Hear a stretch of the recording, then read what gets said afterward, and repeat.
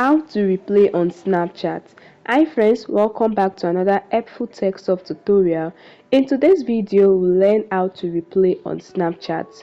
Replay is a feature that enables you to watch a snap more than once on Snapchat.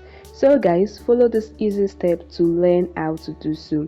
Alright, open the Snapchat app and go to your chat screen. Now open the chat you want to replay a snap on Snapchat. Okay, let's use this chat.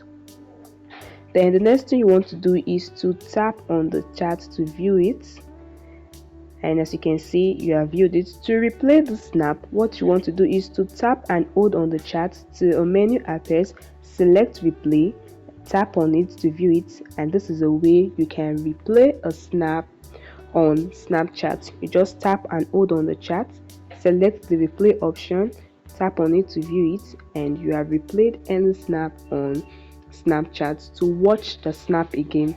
However guys, note that you can only replay a snap once within 24 hours after receiving it, and this feature is only available if the sender has not restricted replays.